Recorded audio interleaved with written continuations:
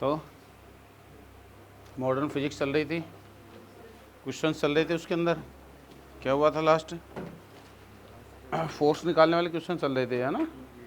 ठीक है, ठीक है।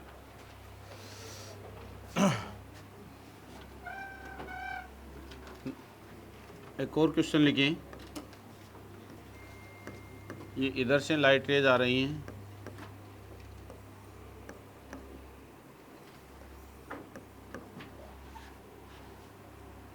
और ये एक प्लेट है, थीटा एंगल पे झुकी हुई है। इसका एरिया ए है और ये प्लेट जो है वो 100% रिफ्लेक्टिंग प्लेट है। इंटेंसिटी आई है और फ्रीक्वेंसी न्यू है। 100% रिफ्लेक्टिंग प्लेट है। Find out force on this plate. Find out the force vector on the plate. Vector form में बताना है। Find out the force vector on the plate.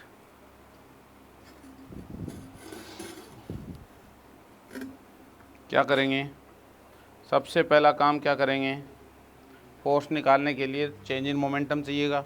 Change in momentum निकालने के लिए हमें क्या चाहिए? सबसे पहला काम नंबर ऑफ फोटॉन्स निकालने पड़ेंगे, क्योंकि एक फोटोन का मोमेंटम हमें पता है कितना होता है, h/λ। बोले तो नहीं हो कल का, h/λ होता है एक फोटोन का। तो नंबर ऑफ फोटॉन्स कैसे निकालेंगे? क्या तरीका था? इंटेंसिटी दे रखी हो तो इंटेंसिटी मतलब क्या होता है? टोटल एनर्जी होता है। इंटेंसिटी मतलब दिमाग में रखिए, एकदम क्लियर कट रखिए। इंटेंसिटी मतलब होता है टोटल एनर्जी, और एच न्यू जो होता है या hc/λ होता है वो एक फोटोन की एनर्जी होता है। तो टोटल एनर्जी में एक फोटोन की एनर्जी का भाग देने पे क्या आएगा? नंबर ऑफ फोटोन्स आ जाएगा। अब वो पर unit area per unit time है तो इंटेंसिटी से आएगा, और वो सिर्फ पर यूनिट टाइम ही निकालना है तो पावर से आएगा। अरे समझ रहे हो क्या बोल रहा हूँ? एकदम क्लियर कट रखिए कि इंटेंसिटी मतलब टोटल एनर्जी, और फ्रिक्वेंसी या लैम्डा है मतलब एक फोटोन की एनर्जी। ठीक है, तो नंबर ऑफ फोटॉन्स कितने आएंगे? कितने इंसिडेंट हो रहे हैं यहाँ पे बताइए? टोटल नंबर ऑफ फोटॉन्स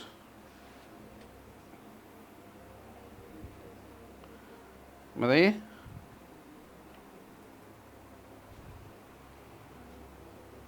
कितने फोटॉन्स आ रहे हैं, इंसिडेंट हो रहे हैं इधर आकर के? क्या है तरीका हमारे पास? इंटेंसिटी टोटल एनर्जी आई, टोटल एनर्जी आई, और इनटू एरिया कर दूंगा तो क्या आ जाएगा? पावर आ जाएगी। टोटल एनर्जी पर टाइम, पर यूनिट टाइम आ जाएगी। तो एरिया कितना? ए का कौन सा कंपोनेंट? प्रोजेक्टेड एरिया, ए साइन थीटा अपॉन किसका भाग दे दूं? एक फोटोन की एनर्जी का। कितनी है? H new. तो क्या इतने फोटोन पर सेकंड गिर रहे हैं? अरे क्या इतने फोटोन पर सेकंड इंसिडेंट हो रहे हैं? अरे समझ में आया? कोई दिक्कत इसमें? आइए sign theta upon H new. और एक फोटोन की एनर्जी कितनी है? मोमेंटम कितना है एक फोटोन का? h/λ। तो इंसिडेंट मोमेंटम कितना हो गया? पी आई वेक्टर लिखूं तो क्या यही हो गया इस डायरेक्शन में? अरे बोलो, इंसिडेंट मोमेंटम हो गया आई A sine theta h/λ। H से एच क्या हो जाएगा? कैंसिल हो जाएगा। कितना आ गया आपके पास? ये न्यू इक्वस टू होता है c/λ, तो लेमडा भी कैंसिल हो जाएगा। तो क्या बचेगा? P incident vector equals to I A sine theta upon C into I cap लिख सकता हूँ। इधर के लिए बोलूँ तो आई कैप, वेक्टर फॉर्म में लिखना चाहें तो। अरे कोई दिक्कत इस बात में? अब हमें क्या करना है? ये यहाँ इंसिडेंट होंगे और यहाँ से क्या होगा? रिफ्लेक्शन होगा इससे। तो इससे रिफ्लेक्शन होगा तो किधर होगा? अब वो उधर नहीं होगा, रिफ्लेक्शन उधर नहीं होगा, किधर होगा? तिरछा होगा, तिरछा होगा। तो रिफ्लेक्शन तिरछा होगा तो जो वापस लौटेगा उसका क्या? मान लो यहाँ आया तो वो इसके नॉर्मल ये है कहीं, तो वो कहीं इधर जाएगा। अरे जाएगा कि नहीं? और मान लो कि ये एंगल अल्फा है, तो ये एंगल भी क्या होगा? अल्फा होगा, angle of incidence, angle of reflection. ये यहाँ आया तो ये तो इंसिडेंट हो गया, तो ये जाने वाला हो गया। तो जाने वाला मोमेंटम कितना हो गया? नंबर ऑफ फोटॉन्स किधर कितने हो गए? इधर जाने वाले यही होंगे। मोमेंटम भी क्या होगा? यही होगा। तो इसके क्या कर लें हम, कंपोनेंट्स कर लें। तो कंपोनेंट्स क्या क्या आएंगे बताओ मेरे को, कंपोनेंट्स बताइए क्या क्या आएगा,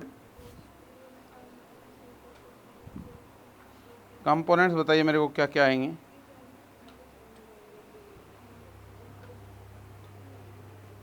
हैं, पी फाइनल मैं लिखना चाहूँ, P final momentum vector equals to I A sine theta by C, ये क्या है, टोटल इंसिडेंट मोमेंटम है। तो आया वही इधर जाएगा, तो इसके कंपोनेंट्स लेंगे हम। तो कितना, I A sine theta by C into cos two alpha into minus I cap, और ये लेंगे तो मैं इसको लिख दूँ minus cos two alpha minus cos two alpha I cap. और दूसरा ये वाला कंपोनेंट कितना आएगा, अरे इसका एक कंपोनेंट ये ले लिया, दूसरा भी तो लोगे, तो कितना है, प्लस साइन 2 अल्फा इंटू जे कैप। अरे बोलो आया कि नहीं। अब क्या करना है, चेंज इन मोमेंटम निकालना है। क्या ये मोमेंटम पर यूनिट टाइम आ रहा है, क्या ये भी पर यूनिट टाइम आ रहा है, तो पर यूनिट टाइम आ रहा है तो चेंज इन मोमेंटम पर यूनिट टाइम ही क्या होता है, फोर्स होता है। निकालिए निकालिए, ये बाहियात तरीका लेकिन निकालिए, घटाइए दोनों को, बताओ मेरे को कितना आता है।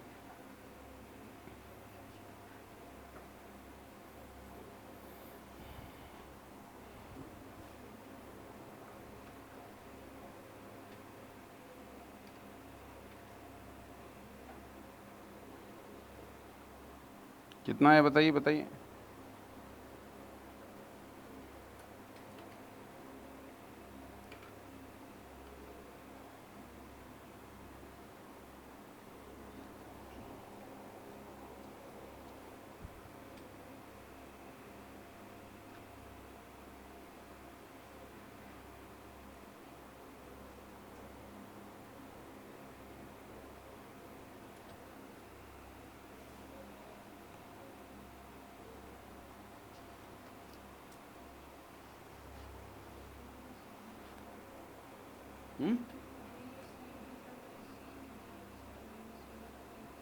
एक मिनट मैं लिख लेता हूँ, बोलिए क्या बना, I A sine theta by C into cos theta -1, ये आई कैप इसके, हाँ, plus sine theta J cap. Alpha की वैल्यू पुट कर देगी आपने, हाँ ठीक है।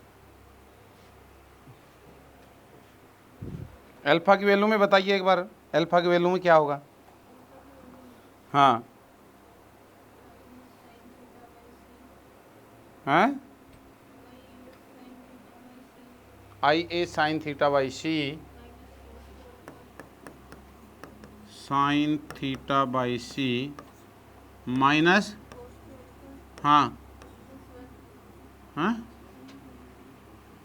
-1 आई कैप, अरे ये आ रहा है क्या सबका, plus sign 2 alpha J cap. हाँ अल्फा 90 माइनस थीटा ही होगा, ऊपर वाले में कह रहे हैं 2 थीटा आएगा, ऊपर वाले में 2 थीटा आएगा बता रहे हैं।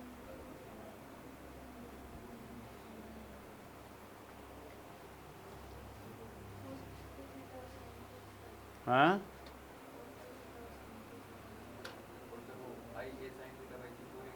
और एक टर्म बनी थी क्या, 1 प्लस कोस 2 अल्फा की टर्म बनी थी अंदर, उसको क्या लिखा,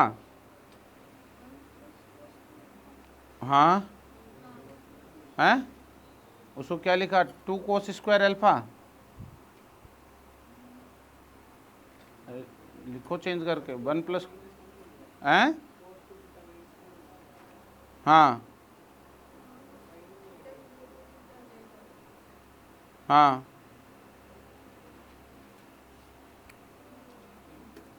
अरे cos alpha I cap minus sine alpha J cap की कोई टर्म बन रही है क्या? देखो देखिए, ये यहाँ पे करो करो, देखो देखिए या बन रही है क्या? कोस एल्फा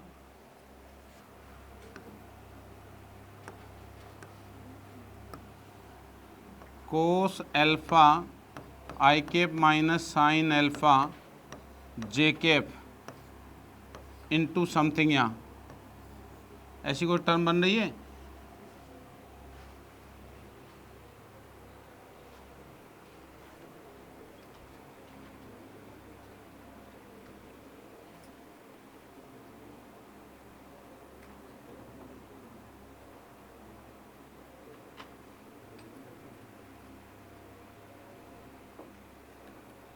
हाँ, 2IA sine theta by C into cos alpha into this, ये बन रहा है क्या टर्म? देखो देखिए,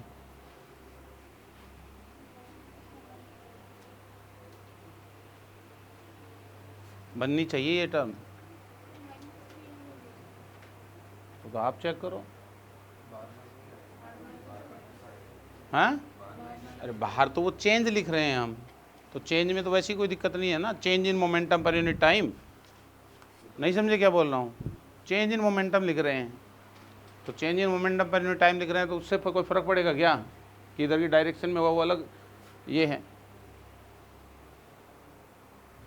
क्या किया आपने? इनिशियल माइनस फाइनल किया कि फाइनल माइनस इनिशियल निकाला था? हाँ, तो बताइए बन रही है क्या टर्म पक्का? तो मैग्नीट्यूड कितना आ गया? ये टर्म क्यों बोला? क्योंकि ये वाली टर्म, ये क्या है? ये एक यूनिट वेक्टर है क्या? अरे ये एक यूनिट वेक्टर है क्या? दिख रहा है क्या? अबे इसका मैग्नीट्यूड निकालो, कोस square alpha plus sine square alpha 1 ही तो आएगा। तो ये एक यूनिट वेक्टर है, तो ये एक यूनिट वेक्टर है, इसका मतलब ये क्या हो गया? इसका मैग्नीट्यूड हो गया। तो मैग्नीट्यूड ऑफ फोर्स कितना आ जाएगा? फोर्स का तो मैग्नीट्यूड आना है, वो कितना आ जाएगा? 2IA sine theta cos alpha by C. और कोस एल्फा को क्या लिख सकते हैं हम? अल्फा कितना है यहाँ पे देखो, ये थीटा है, तो ये भी थीटा होगा, तो अल्फा क्या हो जाएगा? 90 माइनस थीटा। तो 90 माइनस थीटा लिखोगे तो कोस 90 माइनस थीटा क्या हो जाएगा? अरे साइन थीटा, तो 2IA sine square theta by C. अरे ये आ जाएगा ना, ये आ गया फोर्स का मैग्नीट्यूड। मैग्नीट्यूड एकदम बेकार तरीका था ये, एकदम बेकार तरीका, लेकिन किया हमने कंपोनेंट लेकर के आई कैप जे कैप। दूसरा तरीका क्या हो सकता है? दूसरा तरीका देखो, ये क्या है, यहाँ आके ये इधर जा रहा है, तो कोलिजन ही तो है। अरे ये कोलिजन ही तो हो रही है, कोलिजन हो रही है, तो इसका कौन सा कंपोनेंट बदलेगा? अरे इसका कोस एल्फा वाला कंपोनेंट ही तो चेंज होगा। कोस एल्फा चेंज होगा, साइन एल्फा तो एज इट इज रहेगा। तो फाइनल माइनस इनिशियल करोगे तो साइन एल्फा तो खत्म है। अरे क्या बोल रहा हूँ, समझ में आया क्या? ये कोलिजन में किए थे ना अपन ने ऐसे कंपोनेंट्स लेकर के, तो इसका कोस एल्फा कंपोनेंट है वो रिवर्स होगा, और जो साइन एल्फा कंपोनेंट है वो, अरे इसके यूँ ले कंपोनेंट, एक इधर ले लूँ मैं जो इसकी डायरेक्शन में है, इसकी डायरेक्शन में है, वही तो रिवर्स होगा। जो इधर वाला है वो ये ऐसा कैसा आगे टकराया, तो इधर वाला तो सेम का सेम रहेगा, इसमें कोई फर्क नहीं पड़ना। और ये वाला जो है वो क्या हो गया? रिवर्स हो गया। बोलो होगा कि नहीं? तो चेंज इन मोमेंटम कितना आएगा? इधर मोमेंटम कितना आ रहा है? टोटल मोमेंटम कितना आ रहा है? पी। अरे पी तो हमारे पास में है, ये रहा, तो पी कोस एल्फा आ रहा है, पी कोस एल्फा ही वापस रिवर्स कर जाएगा, तो चेंज इन मोमेंटम आएगा 2 पी कोस एल्फा। तो चेंज इन मोमेंटम आएगा कितना? 2 पी। 2 pi कोस अल्फा, यही आंसर है। अरे यही आंसर है, देखो कितना, तो 2 इंटू पी कितना, IA sine theta by C into cos alpha की वैल्यू साइन थीटा, तो साइन स्क्वायर थीटा। चेक करो, यही तो है आंसर। अरे है ना, आपको सोचना पड़ेगा। ये है, लिख लो इसको। फोर्स की दिशा किधर होगी, इस फोर्स की दिशा किधर होगी, डायरेक्शन नॉर्मल के अलोंग होगी ना। ये दिख रहा है अब आपको, क्योंकि ये वाला कंपोनेंट तो चेंज हुआ है, तो फोर्स इधर लगेगा, नॉर्मल के अलोंग लगेगा, दूसरे कंपोनेंट्स आप बता सकते हो, तो वही आ जाएगा cos alpha I cap minus sine alpha J cap. अरे यहाँ से इधर की तरफ होगा, तो ये डायरेक्शंस को आप देखोगे ऐसे, तो ये भी अल्फा अल्फा होगा ना, तो इधर की ओर फोर्स लग रहा होगा इसके ऊपर, तो उसकी डायरेक्शन क्या हो गई, देखो कोस अल्फा आई कैप, और इधर वाला क्या हो जाएगा, परपेंडिकुलर वाला कोस अल्फा आई कैप। ये ले, इसकी एक की ज़रूरत रहेगी, दूसरी की ज़रूरत नहीं रहेगी। ये अल्फ़ा है, तो ये वाला तो कोस अल्फा आई कैप हो जाएगा, और साइन अल्फा माइनस जे कैप हो जाएगा। हो गया ना, यही से तो दिख रहा था, तभी तो कहा था मैं ये टर्म आएगी।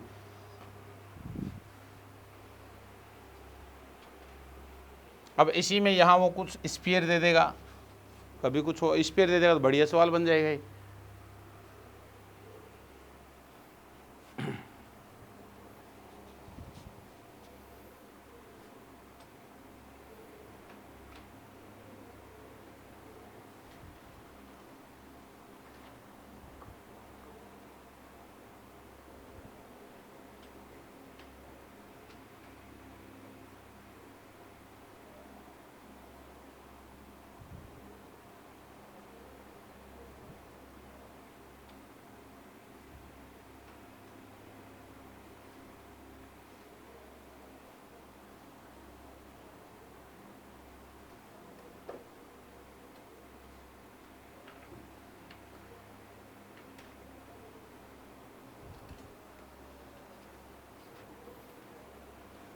ठीक है, अब लेते हैं स्फीयर का सवाल लेते हैं, ध्यान से समझोगे और साथ साथ करते हैं उसको, समझ में आ जाए तो ठीक, नहीं आए तो भी कोई दिक्कत नहीं है, लेकिन कोशिश करिएगा समझने की, है ना, कोशिश करिएगा, कोशिश करोगे तो ज़रूर आएगा, 100% आएगा। ये एक स्फीयर है, हेमिस्फीयर है, इसके ऊपर इधर से लाइट डाली गई है,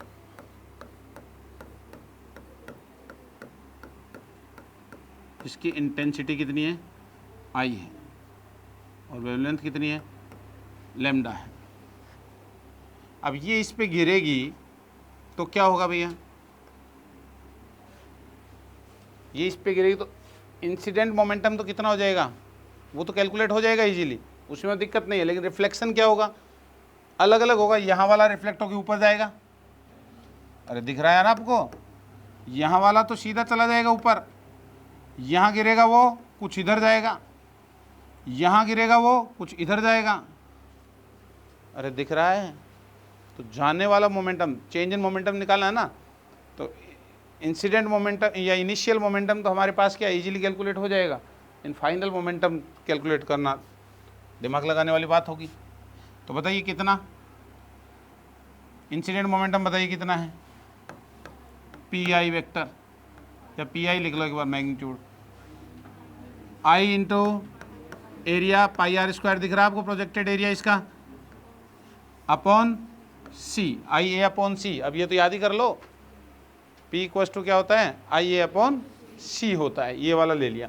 अब रिफ्लेक्शन का लेना, तो रिफ्लेक्शन यहाँ यहाँ यहाँ यहाँ अलग अलग जगह पे क्या हो रहा है, अलग अलग डायरेक्शंस में हो रहा है, अलग अलग तरीके से हो रहा है। तो क्या करना है फिर मेरे को, क्या करूँ मैं, अरे एलिमेंट लेना पड़ेगा, अलग अलग जगह पे अलग अलग हो रहा है तो एलिमेंट लेना पड़ेगा। तो मैंने कुछ एलिमेंट लेता हूँ, यहाँ किसी एंगल थीटा पे गया मैं, किसी एंगल थीटा पे गया और डी थीटा का एलिमेंट ले लिया, अरे समझ में आया, डी थीटा का एलिमेंट ले लिया थीटा पे जा करके, तो एलिमेंट कैसा आएगा ये, रिंग आएगी ना। तो ये एक रिंग हमें मिलेगी, ये एक रिंग हमें मिलने वाली है।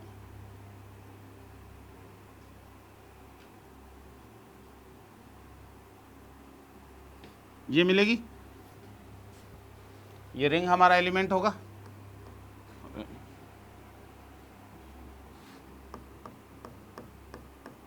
ये रिंग हमारा एलिमेंट होगा। अब इसके ऊपर इंसिडेंट मोमेंटम होगा कितना, कितना गिरेगा भाई। अब ये छोटा एलिमेंट है ऐसा, ये छोटा एलिमेंट हमने लिया हुआ रिंग का, जो इस छोटे एलिमेंट पे इंसिडेंट मोमेंटम भी क्या मानेंगे, छोटा ही तो मानेंगे।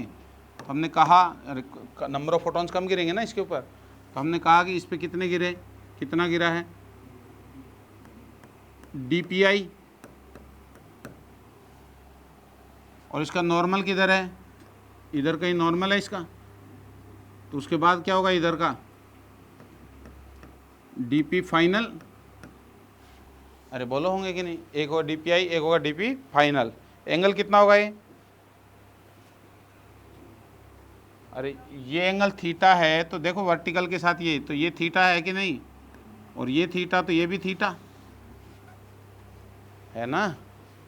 तो इसके फाइनल मोमेंटम के दो कंपोनेंट कर लूँ, एक तो वर्टिकल, मेरे को कौन सा चाहिए, वर्टिकल वाला चाहिए ना चेंज इन मोमेंटम, हॉरिजॉन्टल वाले क्या हो जाएंगे, कैंसिल हो जाएंगे, दिख रहा है आपको। और इसका एक हॉरिजॉन्टल कंपोनेंट आएगा, वो इधर भी तो आएगा, ऐसा चारों तरफ आएगा 3D में, तो वो तो हॉरिजॉन्टल वाले तो सारे के सारे क्या हो जाएंगे, कैंसिल आउट हो जाएंगे। तो वर्टिकल वाले हमें लिखने हैं, तो वर्टिकल कंपोनेंट कितना आया, dpf cos 2 थीटा, अरे आएगा कि नहीं।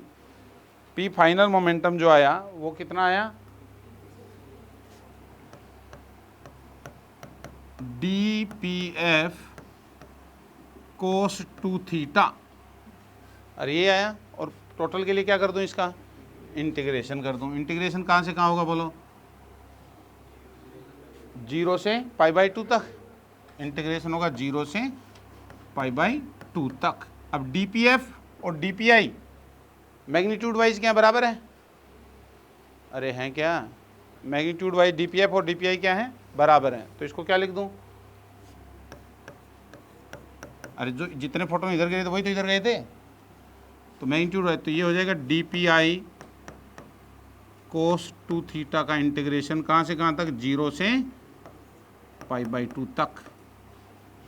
अब हमारा मुख्य उद्देश्य क्या रह गया, इस इंटीग्रेशन को सोल्व करना है, सोल्व करना है, ठीक है। dpi कैसे लिखेंगे, dpi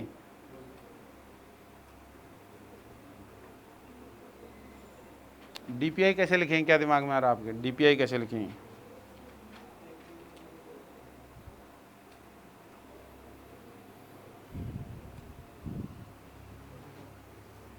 अरे तो dpi का मतलब है कि हमें इस एलिमेंट पे गिरने वाला मोमेंटम चेक करना है। अरे इस एलिमेंट पे जो गिरेगा वही तो चेक करना है, नंबर ऑफ फोटॉन्स। बेसिक पे जाइए, बिल्कुल बेसिक क्या था, मोमेंटम निकालने का तरीका, नंबर ऑफ फोटॉन्स निकालते हैं, उसका क्या करते हैं, कैसे निकालते हैं नंबर ऑफ फोटॉन्स, जो पावर है उसमें क्या करते हैं, एक फोटोन का भाग देते हैं, और फिर क्या करते हैं, एरिया से मल्टीप्लाई, इंटेंसिटी दे रखी है तो एरिया से क्या करते हैं, मल्टीप्लाई, तो I इंटू ए अपॉन क्या करते हैं, hc/λ। अरे ध्यान है ना, तो I into A upon hc/λ। तो हमें क्या चाहिएगा, एरिया चाहिएगा।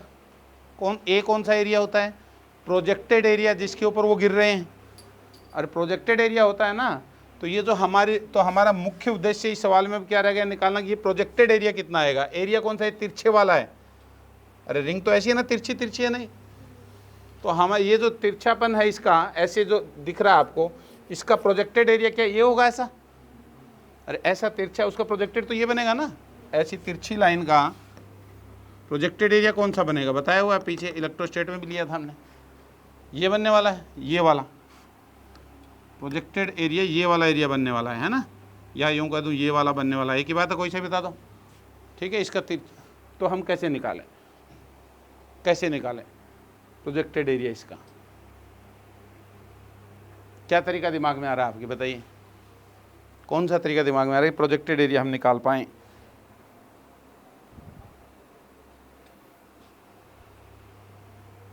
इसका रिंग का एरिया बोलो पहले तो पूरा एरिया बोलो कितना है।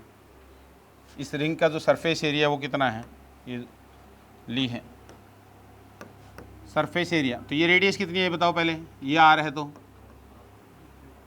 अरे आर साइन थीटा है, तो इसका ये लेंथ कितनी हो गई 2 पाई आर साइन थीटा, अरे है कि नहीं, इनटू थिकनेस कर दूं। अरे इस रिंग को काट के खोला तो ऐसी तो रिंग बनेगी। तो ये लेंथ तो हो गई कितनी 2 pi are sine theta, into इसकी थिकनेस कितनी आर डी थीटा, दिख रही है आपको। तो इसको किससे मल्टीप्लाई कर दूं, आर डी थीटा से मल्टीप्लाई कर दूं, तो क्या इसका एरिया हो गया डी। हमें क्या चाहिए, ये तो इसका एरिया है, हमें चाहिए प्रोजेक्टेड एरिया। ये एरिया है ऐसे वाला, तो हमें चाहिए ऐसे वाला प्रोजेक्टेड। तो ये एरिया है, ये एरिया, ये रेड वाला निकाला अभी हमने, हमें चाहिए येलो वाला। तो एंगल देखिए, एंगल देखिएगा एक बार, क्या ये थीटा है, तो ये एंगल देखिएगा, ये एंगल थीटा बनेगा क्या, अरे दो लाइन के बीच का एंगल दिख रहा है आपको, इसका परपेंडिकुलर ये, इसका परपेंडिकुलर ये है, तो ये थीटा बनेगा। तो ये एरिया जो सरफेस थी, तो इसका हमें क्या चाहिए, इसका ये वाला चाहिए, तो ये वाला चाहिए, तो क्या कर दूं कोस थीटा। अरे जो भी आया आंसर उसका क्या कर दूं, कोस थीटा कर दूं। अरे समझ में आ रही है बात है। तो ये हमारे पास क्या निकल गया है, प्रोजेक्टेड एरिया निकल गया है। अब प्रोजेक्टेड एरिया हमारे पास में निकल गया है, इसको इंटेंसिटी से मल्टीप्लाई कर दूंगा और एच बाई लेमडा से डिवाइड कर दूंगा, तो क्या आ जाएगा मेरे पास, डीपीआई आ जाएगा कि नहीं आ जाएगा। अरे इस एलिमेंट पे गिरने वाला, इस रिंग पे गिरने वाला क्या आ जाएगा मेरे पास, मोमेंटम आ जाएगा, इंसिडेंट मोमेंटम आ जाएगा। वही तो चाहिए था हमें इंटीग्रेशन के अंदर रखने के लिए। इसके अलावा और कौन से तरीके से निकाल सकते हैं, इसके अलावा और कौन से तरीके से निकाल सकते हैं, बोलो।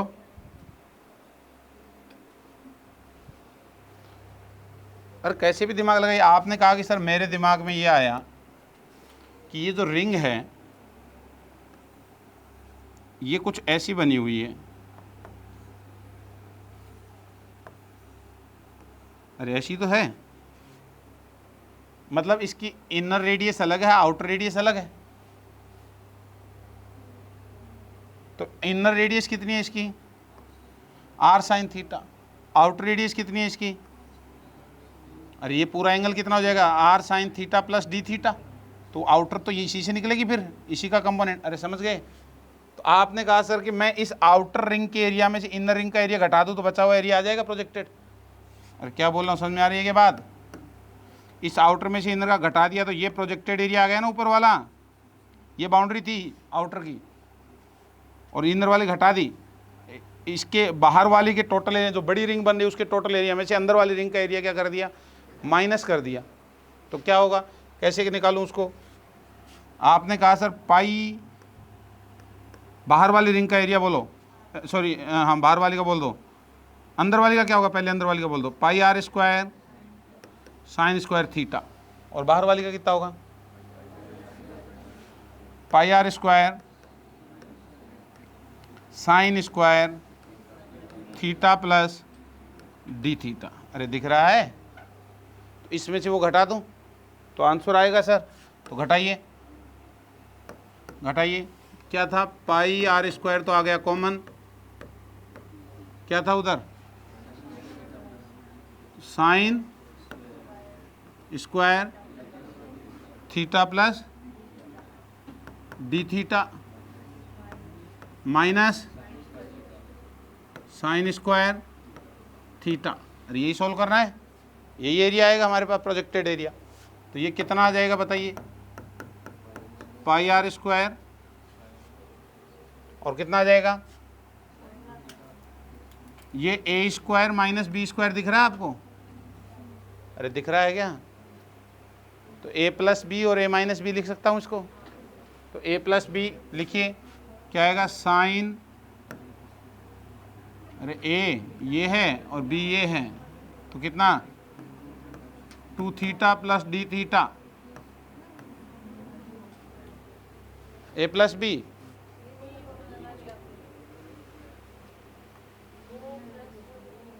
हाँ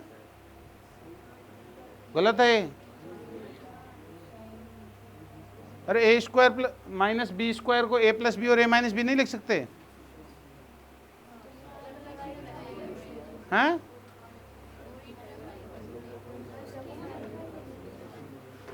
क्या कॉमन आएगी? क्या कॉमन आएगी? सही है? हैं? क्या डिवाइड बाई 2 होगा? ये कहाँ से आ रहा है?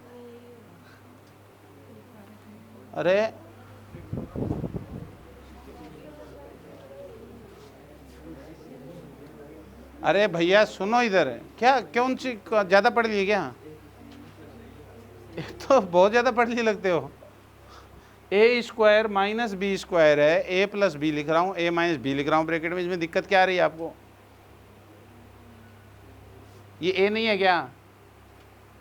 अरे sine theta plus D theta A है, उसका square sine square theta plus D theta है, माइनस साइन थीटा बी है, उसका स्क्वायर साइन स्क्वायर बी है। क्या प्रॉब्लम है इसमें? तो ए प्लस बी और ए माइनस बी नहीं लिख सकता? ये करोगे अब? तो इधर क्या आया? इधर क्या आया? अरे ए माइनस बी, तो थीटा थीटा कैंसिल, कितना आ गया? Sine D theta. अरे आ गया कि नहीं? Sine D theta. इस ब्रैकेट को खोलिए, क्या आएगा खोलने पे? ये तो ए प्लस बी लिखा गया अभी, हैं?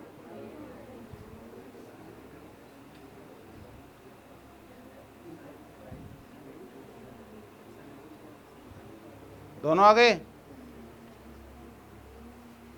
तो इसको खोलिए ब्रैकेट को।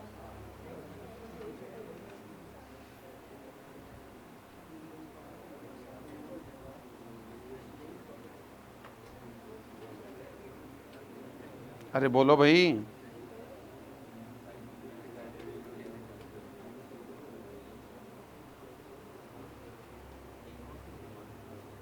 क्या आएगा इसको ओपन करने पे? पाई आर स्क्वायर इंटू क्या बचा? ये पूरे सोल्व करने पे क्या बचा? साइन 2 थीटा डी थीटा, ये बचा। इस फॉर्म में नहीं लेना अपने को, इस फॉर्म में नहीं लेना है, डी थीटा को साथ नहीं लेके आना है।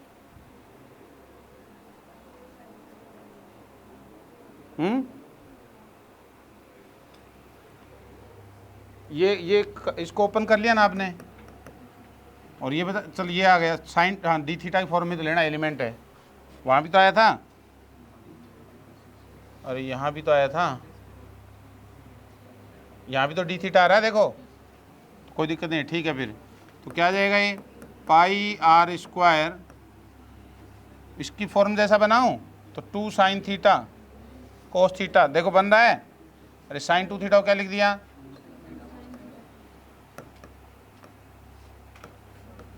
Into D theta.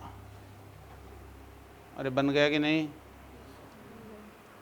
वही एरिया है, प्रोजेक्टेड एरिया, DAP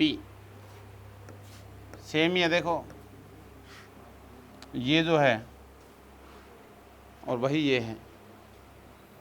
नोट कर रहे हो ना साथ साथ? नहीं किया तो नोट तो करो साथ साथ, फिर कब करो, फटाफट कर लो।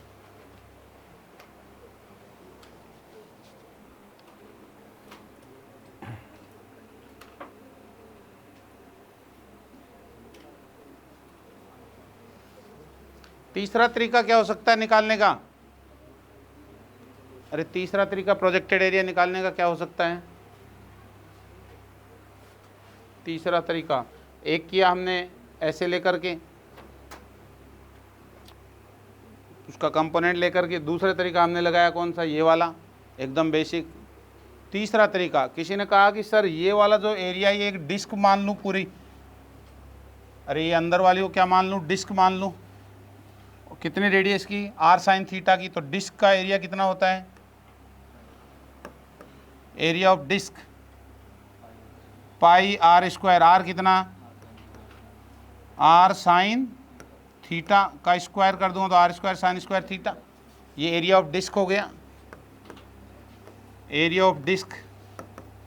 अरे डिस्क दिख रही है आपको, दो डिस्क दिख रही है ना, एक अंदर की डिस्क एक बाहर की डिस्क, तो बाहर की डिस्क के एरिया में से अंदर की डिस्क का एरिया घटा दूं, ये पूरी डिस्क बाहर की डिस्क के एरिया अंदर की डिस्क का एरिया घटा दूं तो क्या बचेगा, वही तो प्रोजेक्टेड एरिया बचेगा, फिर से बचेगा कि नहीं। तो कहा कि ये कि एक डिस्क दिख रही है मेरे को, ये अंदर वाली, ये वाली डिस्क दिख रही है अब उसको, तो ये वाली डिस्क दिख रही है, इसका एरिया निकाला, और इसमें जो चेंज आ रहा है वही तो बोला प्रोजेक्टेड एरिया है सर। अरे ये तो एरिया है ए, तो डी ए जो है वही तो है प्रोजेक्टेड एरिया, तो D A by D theta equals to, इसका डिफरेंशिएशन करो, pi R square 2 sine theta है, और साइन का वापस डिफरेंशिएशन होगा तो कोस थीटा। तो सर ये डी ए प्रोजेक्टेड एरिया जो है वो आ गया है 2 pi R square sine theta cos theta into D theta, फट से निकल गए। अरे है ना, तो तरीके आपको सोचने पड़ेंगे कि किस किस तरीके कैसे निकाल सकते हैं, पेन चलाओगे तब काम होगा, ये नहीं कि रुक गए हम, किसी भी तरीके से निकाल सकते हो, ठीक है। अब नोट कर लो इसको फटाफट, पीछे करो,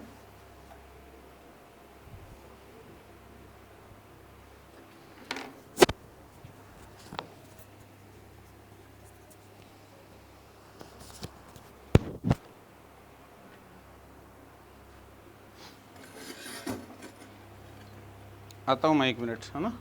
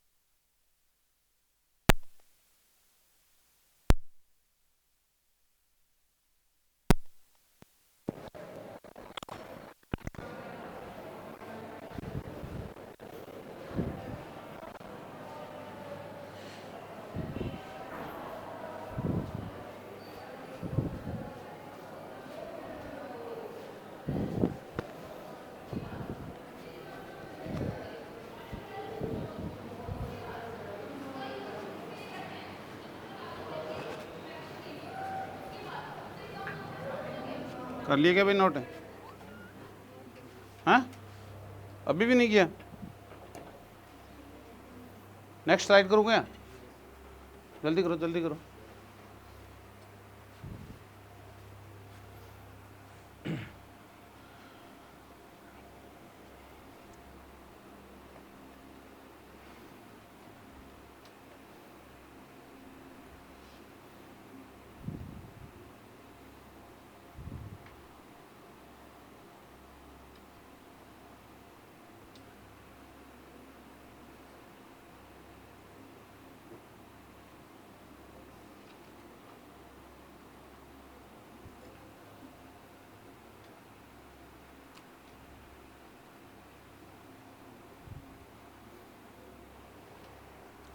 तो ये आ गया हमारे पास प्रोजेक्टेड एरिया एलिमेंट का। अब हम क्या लिखना चाह रहे थे, लिखना क्या था हमें, DPI लिखना था। तो इंसिडेंट मोमेंटम का फॉर्मूला क्या था, इंसिडेंट मोमेंटम का फॉर्मूला, अरे I into area of projection divided by, हाँ क्या था, C था। अरे याद है आपको, इसको याद कर लीजिए, IA/C, ठीक है, IA/C, HC by lambda into H by lambda, ठीक है। तो ये IA/C। तो हम लिखना चाह रहे हैं DPI, तो DPI इक्वल्स टू क्या हो जाएगा बोलो, I into D area of projection upon C। अरे इसको तो सीधा याद कर लो, इंसिडेंट मोमेंटम याद रहना चाहिए, IAP/C। अब है ना, तो ये लिख लिया मैंने। अब DPI कितना आ गया मेरा बताओ, I/C इंटू दिस एरिया। अरे यही तो एरिया आएगा। इसका यूज कहाँ करना है मेरे को, यहाँ आप साथ हो ना, भी भूल तो नहीं गए हो क्या चल रहा था, यहाँ पे रखना है इसको ला करके, यहाँ पे इस पे DPI cos 2 थीटा में। तो P फाइनल जो निकल करके आएगा वो हमारे पास क्या निकल के आएगा बच्चों, P फाइनल में DPI लिखिए, DPI क्या बना था, DPI देखो ये रहा I/C इंटू DAP।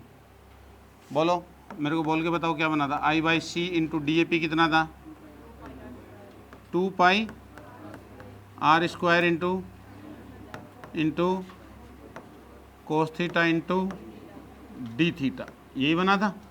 और इंटू क्या करना है हमें, कोस 2 थीटा और करना है, ये रहा। तो इंटू कोस 2 थीटा का क्या कर देंगे, इंटीग्रेशन कहाँ से कहाँ तक कर देंगे, 0 से π/2 तक कर देंगे, 0 से π/2 तक कर देंगे। ये किसका फॉर्मूला नज़र आ रहा है आपको,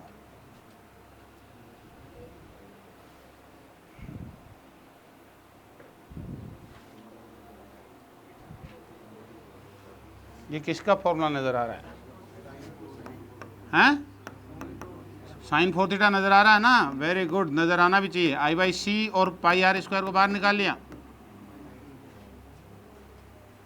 और /2 भी आएगा, और फॉर्मूला किसका हो गया, साइन 4 थीटा का। दिख गया आपको फॉर्मूला, ये है 2 sine theta cos theta, sine 2 theta cos 2 theta, है ना, का इंटीग्रेशन 0 से कहाँ तक, π/2 तक। अरे क्लियर है, या कोई प्रॉब्लम है इतनी बात में। अब क्या करना है हमें, ये देखिए इसको सोल्व करने की ज़रूरत नहीं है, दिख रहा है हमें कितना आएगा, वेरी गुड, 0 आएगा। क्यों, क्योंकि साइन थीटा का कंप्लीट साइकिल के लिए क्या होता है, इंटीग्रेशन 0 होता है, साइन थीटा का 0 से 2 पाई तक। तो ये तो 4 पाई, ये है ना, 4 थीटा लिखा हुआ है ना, तो π/2 में ही क्या हो जाएगा, उसका 4 टाइम्स हो जाएगा। अरे समझ आ रही है बात, तो कंप्लीट साइकिल हो जाएगा इसका, π/2 में ही इसका कंप्लीट साइकिल हो जाएगा। तो इसका एवरेज क्या आना है, 0, मतलब इसका एरिया 0 आना है, ठीक है ना, साइन इसका एरिया। तो P फाइनल क्या आया बच्चों, 0 निकल के आया। तो हमारा आंसर क्या हो गया, हमारा आंसर क्या हो गया, हमारा आंसर हो गया, पूछा था चेंज इन मोमेंट फोर्स पूछा था ना, तो rate of change of momentum.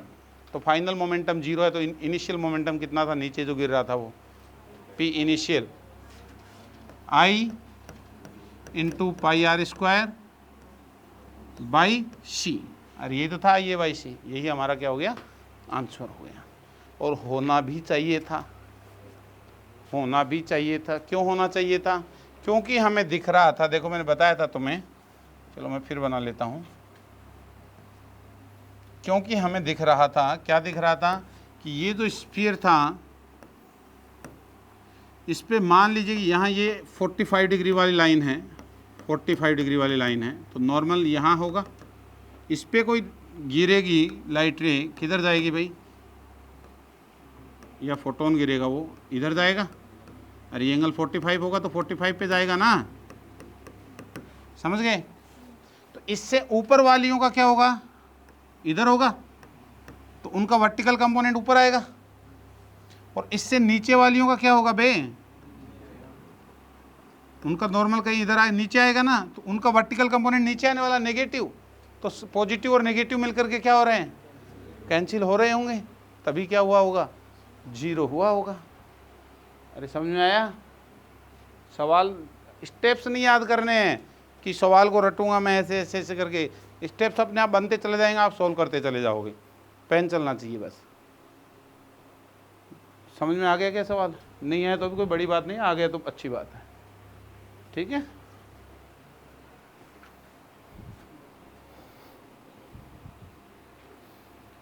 अब वो यहाँ पे कभी तो दे देगा सिलेंडर, कभी दे देगा क्या, कोन।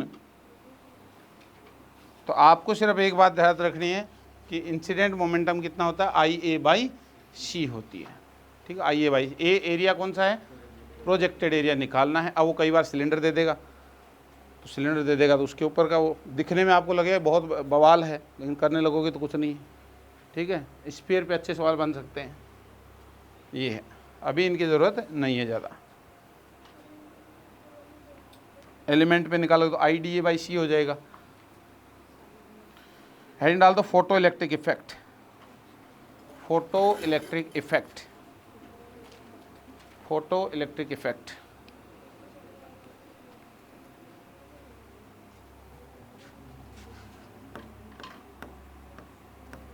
Photo electric effect,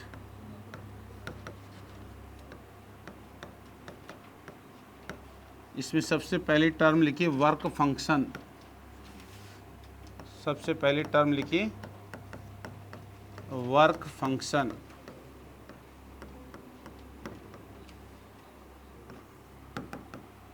work function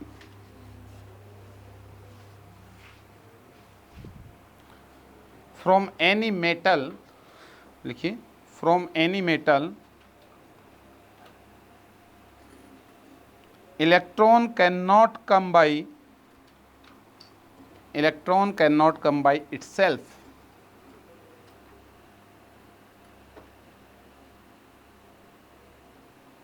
electron cannot come by itself from the metal surface,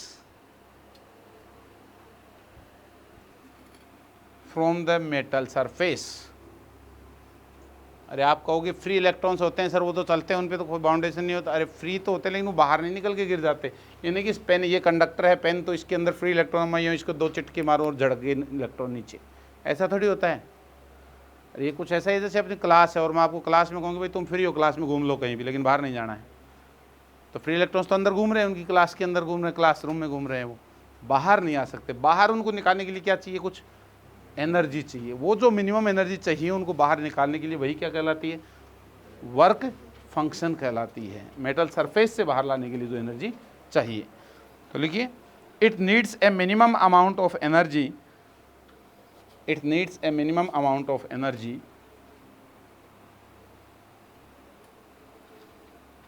minimum amount of energy to come out from metal surface, to come out from metal surface।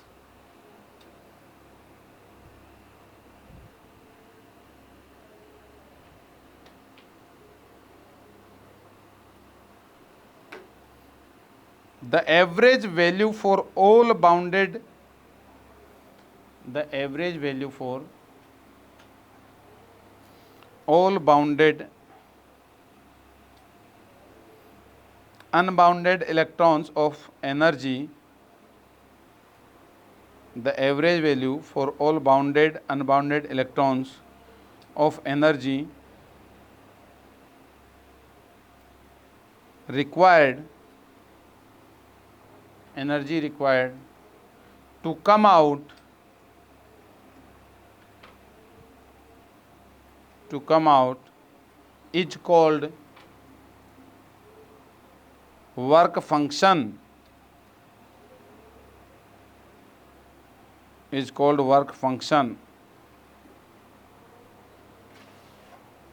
is called work function।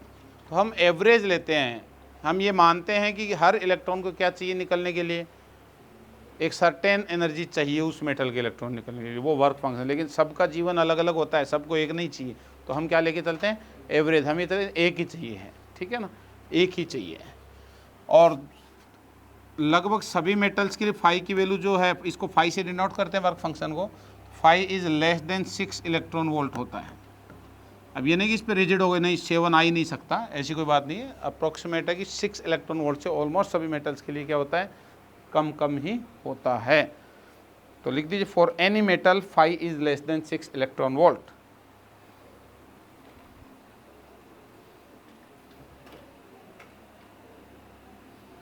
अब ये electron volt क्या term आ गई है,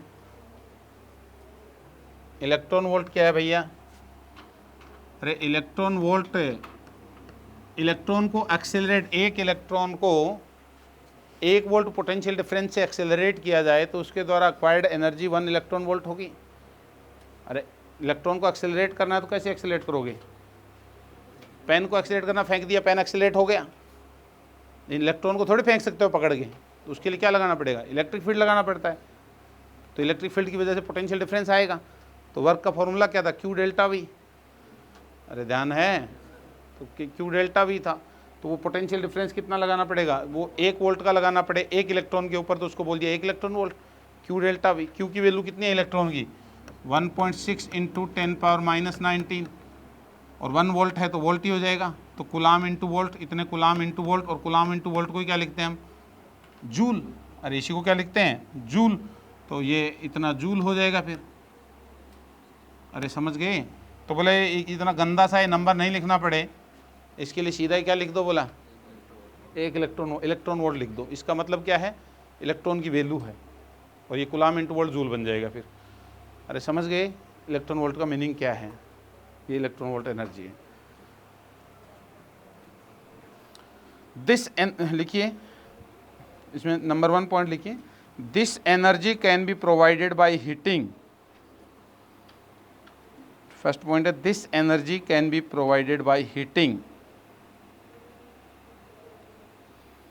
अरे गर्म करके दी जा सकती है ये एनर्जी जो इसको चाहिए, जो 6 इलेक्ट्रॉन वोल्ट चाहिए, जो भी चाहिए। This energy can be provided by heating, और हीटिंग से जो देते हैं उसको बोलते हैं थर्मो आयनिक इमिशन। क्या नाम है उसका, थर्मो आयनिक इमिशन, गर्म होकर के आयंस निकल जाना, थर्मो आयनिक इमिशन। सेकेंड लिखिए bye strong electric field, bye strong electric field. अरे इलेक्ट्रिक फील्ड लगाते गए लगाते गए लगाते गए, इलेक्ट्रॉन को इतनी एनर्जी मिल गई कि अब इलेक्ट्रॉन की मजबूरी होगी बाहर निकल के जाना ही पड़ेगा, समझ गए। इलेक्ट्रिक फील्ड बढ़ाते गए तो फोर्स बढ़ता जाएगा ना, F=E - तो वो बढ़ता जाएगा, तो उसको बाहर आना पड़ेगा। इसको कहते हैं कोरोना डिस्चार्ज, इसको कहते हैं corona discharge by strong electric field, corona discharge. और थर्ड लिखिए bye radiation, bye radiation.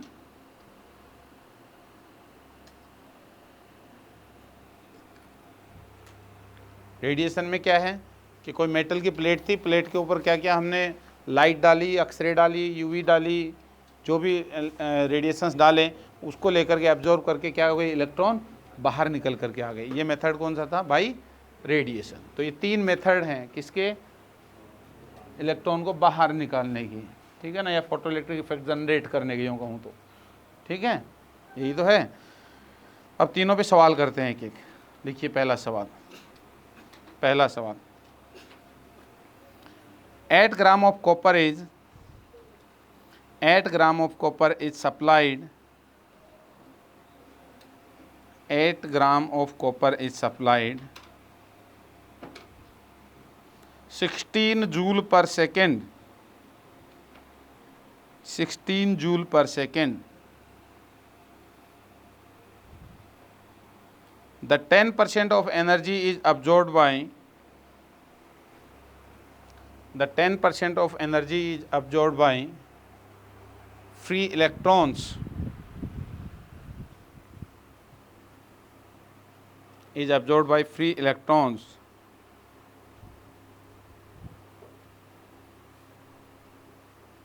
And if energy absorbed by, and if energy absorbed by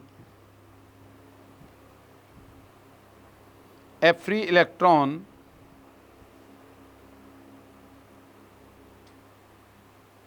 free electron become more than phi equals to 3 electron volt, become more than phi equals to 3 electron volt, it can come out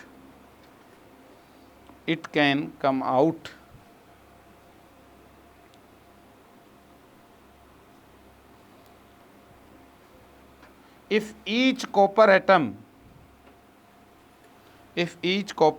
gives 2 free electron, if each copper atom gives 2 free electron,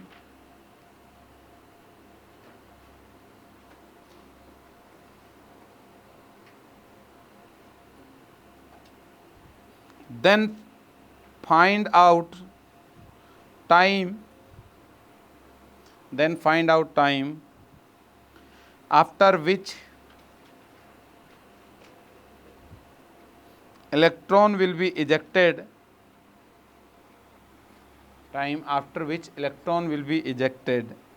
from copper sample. Electron will be ejected from copper sample.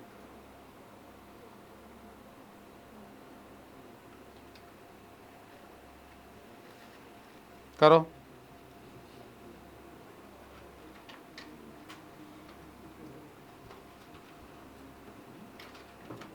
Copper का atomic mass कितना होता है? 63.5। तो कितना होता है? 64 ले लो उसको, है ना, ताकि सही आ जाए कैलकुलेशन। और आवगाद्रो नंबर जरूरत पड़े तो 6 × 10⁻23 ले लो 6.02 की जगह, है ना, 6 × 10⁻23।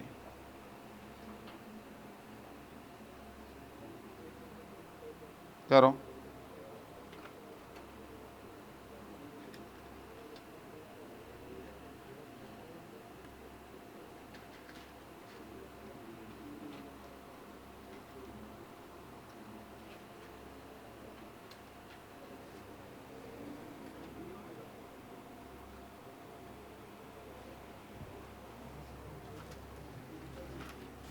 क्या है, क्या कह रहे हैं?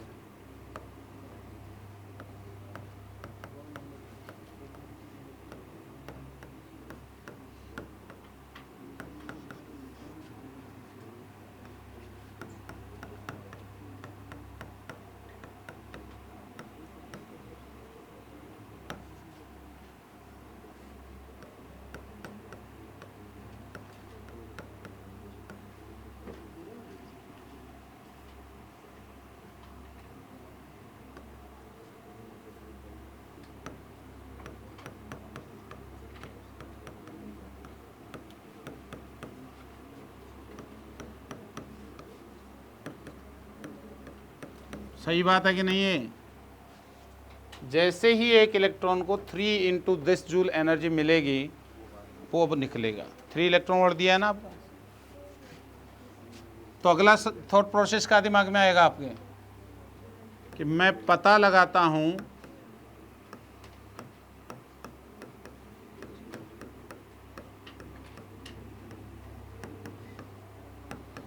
कि एक इलेक्ट्रॉन को कितनी एनर्जी मिली।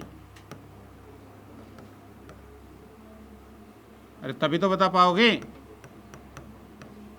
कितनी एनर्जी मिलेगी, ये पता लगाना है। तो ये थॉट प्रोसेस सवाल करने से पहले ही दिमाग में आ जानी चाहिए। ये सोचोगे नहीं तो सवाल कैसे करोगे? पेन पहले नहीं चलाना है, सोचना पहले है। Idea comes first. कहते हैं तस्वीर बनाते हैं तो तस्वीर कहाँ बनती है? सबसे पहले दिमाग में बनती है पहले, उसके बाद कैनवास पे उतारा जाता है उसको। ठीक है, तो तस्वीर बननी चाहिए कि एक इलेक्ट्रॉन को कितनी मिलेगी। अब मैं पता लगा लेता हूँ कि एक इलेक्ट्रॉन को कितनी एनर्जी मिलेगी। अब करो सवाल, सोचो। सिंपल यूनिटरी मेथड का सवाल है, करो।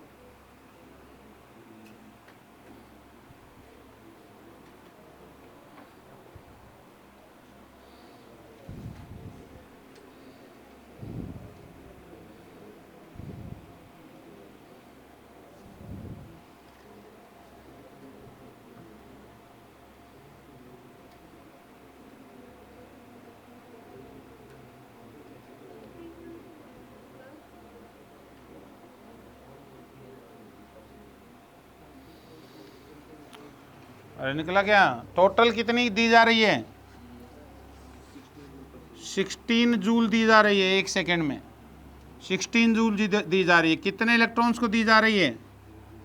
8 ग्राम के कॉपर को टुकड़े को दी जा रही है। तो 8 ग्राम कॉपर के टुकड़े में एटम्स कितने हैं? 8 ग्राम में 64 ग्राम में कितने? अवोगाद्रो नंबर के बराबर। तो एक में होंगे अवोगाद्रो डिवाइडेड बाई 64 इंटू 8। तो 8/64 इंटू 6 इंटू 10⁻23। क्या इतनी एटम है कॉपर में? क्या ये एनर्जी इन एटम्स को दी जा रही है? तो पर एटम को इतनी एनर्जी हो गई। और हर एटम में कितने इलेक्ट्रॉन है? 2 की बात कर रहा है। तो हर एटम में 2 की बात कर रहा है, तो इंटू क्या कर दूंगा? 2। और ये क्या पूरी की पूरी दी जा रही है? इसका सिर्फ 10% दिया जा रहा है। तो 10% का मतलब 0.1। अरे 10/100 0.1 दिया जा रहा है इसका। अब वो कह रहा है कि कितना टाइम लगेगा कि वो बाहर निकल जाए। तो इतनी एनर्जी पर यूनिट टाइम दी जा रही है। तो हमने कहा कि किसी टाइम टी में, माना कि टी टाइम लगेगा ये एनर्जी होने में। एक इलेक्ट्रॉन की निकाल चुके ना अब हम। अरे ये एनर्जी किसकी निकाल चुके? एक इलेक्ट्रॉन। तो एक इलेक्ट्रॉन की पर सेकेंड एनर्जी इतनी जा रही है। तो टी टाइम में कितनी चली जाएगी? इतनी। और वो जब इसके बराबर हो जाएगी तो इलेक्ट्रॉन निकल के बाहर भाग आएगा। अरे भागेगा कि नहीं? तो that is equals to 3 into 1.6 into 10⁻⁻19। Solve कर दो, टी आंसर आ जाएगा। डेटा इजी देने की कोशिश की है, कुछ तो इजी रहा होगा।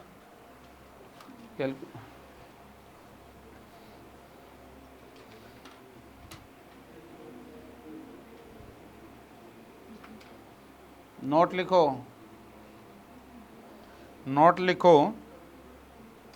ये देखा गया कि ऐसा होता है। ये देखा गया कि ऐसा होता है। वैल्यू इंपॉर्टेंट नहीं है, ऐसा होता है, देखा गया कि लगातार कुछ टाइम तक देते जाते एनर्जी हीट करते जाएंगे तो क्या करेगा? इलेक्ट्रॉन निकल जाएगा। ये देखा गया कि ऐसा होता है। नेक्स्ट क्वेश्चन लिखिए। Next question, the breakdown of air take place. The breakdown of air take place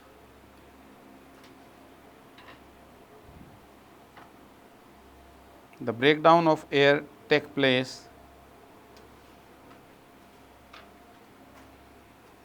at an electric field। कितना होता है बताओ? 3 इंटू 10⁻6। गुड। 3 इंटू 10⁻6 वोल्ट पर मिनट। अरे ब्रेकडाउन स्ट्रेंथ होती है एयर की, याद होनी चाहिए वैसे भी, वैसे तो दे देगा। The breakdown of air take place at an electric field 3 into 10⁻6 volt per metre.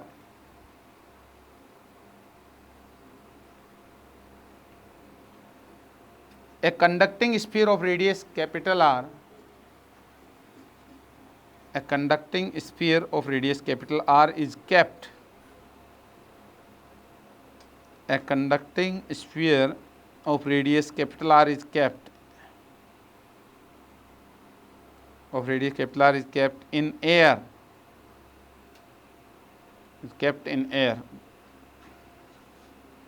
Bracket में लिख दो R equals to 1 metre, R equals to 1 meter। If we start giving charge to this conductor, if we start giving charge to this conductor,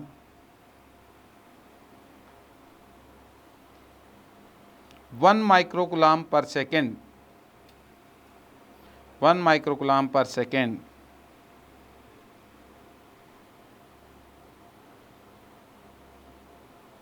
then after what time,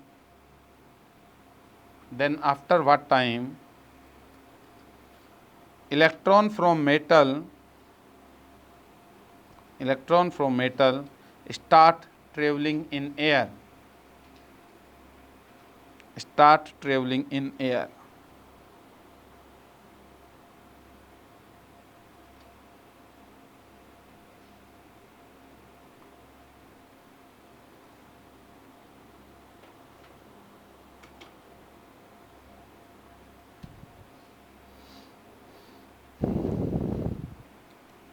तो pen चलाने से पहले दिमाग में क्या आ रही है बात कि इलेक्ट्रॉन कब चलेगा हवा में, जब हवा का क्या हो जाएगा, ब्रेक डाउन हो जाएगा। जब हवा में इलेक्ट्रिक फील्ड कितना हो जाएगा, 3 × 10⁶ वोल्ट पर मीटर हो जाएगा। किसकी वजह से, स्फीयर की वजह से। अब स्फीयर की वजह से इलेक्ट्रिक फील्ड अलग अलग जगह पे क्या आता है, अलग अलग होता है। तो सबसे ज़्यादा कहाँ होता है, हवा में सबसे ज़्यादा इलेक्ट्रिक फील्ड कहाँ होगा स्फीयर की वजह से, उसकी सरफेस के जस्ट पास में होगा। तो उसकी सरफेस पे होगा तो सरफेस का इलेक्ट्रिक फील्ड निकालिए, सरफेस का इलेक्ट्रिक फील्ड निकालिए और उसको किसके बराबर कर दीजिए, 3 × 10⁶ के। तो वहाँ चार्ज आ जाएगा आपके पास निकल के कि इतना चार्ज मिनिमम चाहिए ही चाहिए, इतना चार्ज होगा तो ब्रेक डाउन हो जाएगा। फिर करिए सवाल को, सवाल ख़त्म। सोचना ज़रूरी है ना। क्या कहा कि KQ/R² must be equal to 3 × 10⁶ volt per metre. तो क्यों कितना आ गया, R 1 मीटर है, K की वैल्यू 9 × 10⁻⁹, तो 1/3 × 10⁻³ कूलाम। अरे इतना चार्ज चाहिए, चार्ज आ गया। इतना चार्ज होते ही स्फीयर पे क्या हो जाएगा, ब्रेक डाउन हो जाएगा, इलेक्ट्रॉन बाहर आने शुरू हो जाएंगे। ठीक है ना, इलेक्ट्रॉन्स बाहर आने शुरू हो जाएंगे इतना होते ही, मतलब इलेक्ट्रॉन चल पड़ेंगे। तो अब क्या करें, ये चार्ज निकालिए, कितने इलेक्ट्रॉन, कितना दिया जा रहा है चार्ज पर सेकेंड उसको, हैं 1 माइक्रो कूलाम, मतलब 10⁻⁻⁶ कूलाम दिया जा रहा है 1 सेकेंड में। तो टी टाइम में कितना दिया जाएगा, वो यदि इसके बराबर हो जाएगा तो उससे ज़्यादा चार्ज दोगे तो वो हवा में उड़ने लग जाएगा, एयर बिकम्स कंडक्टर। अरे समझ रहे हो बात को। तो 1/3 × 10⁻³ ख़त्म सवाल। सोचना है बस, इतना कूलाम, कूलाम से कूलाम कैंसिल हो जाएगा, टाइम आ जाएगा आपके पास।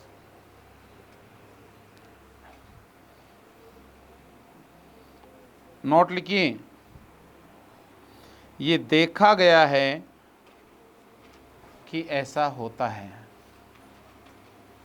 ये देखा गया है कि ऐसा होता है।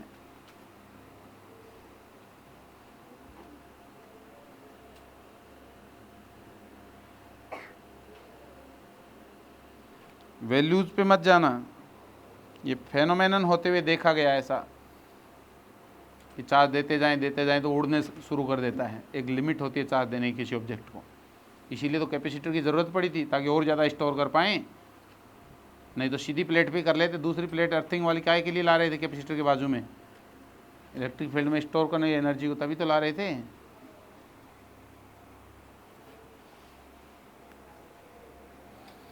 थर्ड क्वेश्चन लिखिए, question number 3। A metal plate, a metal plate, bracket में लिखिए ब्लैक बॉडी, ब्रैकेट में लिखिए black body, is exposed to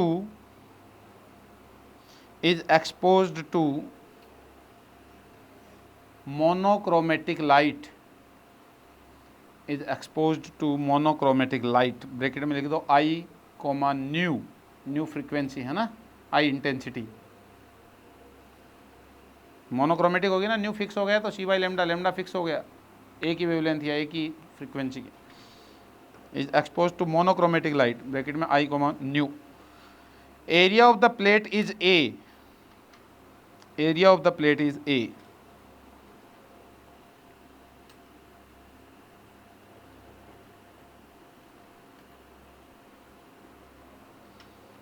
P% is absorbed by free electrons, P% is absorbed by free electrons,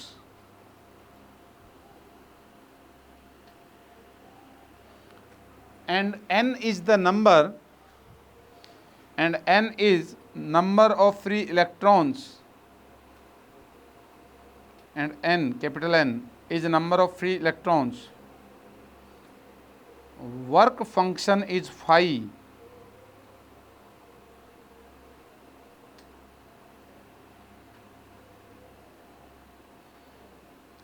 when photo emission will take place,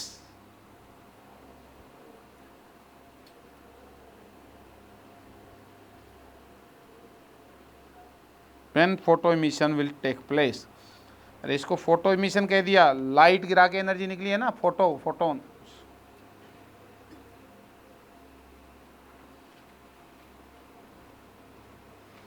करो।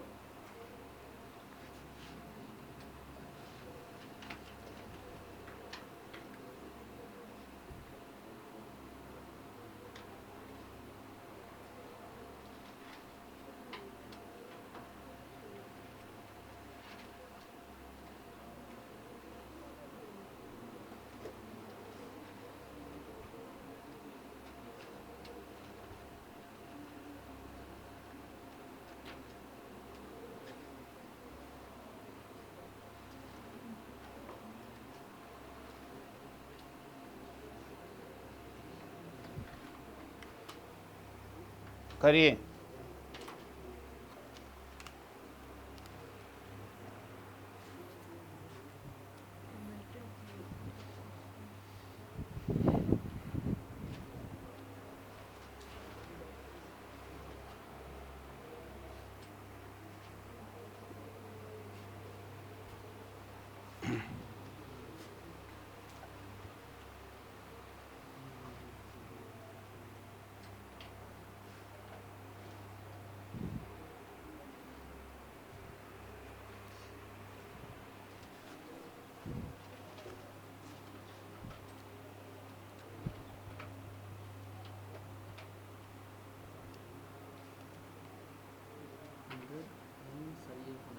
Hundred N five A upon I. देखते हैं, ए नीचे आएगा, वो कह रहा ए नीचे आएगा।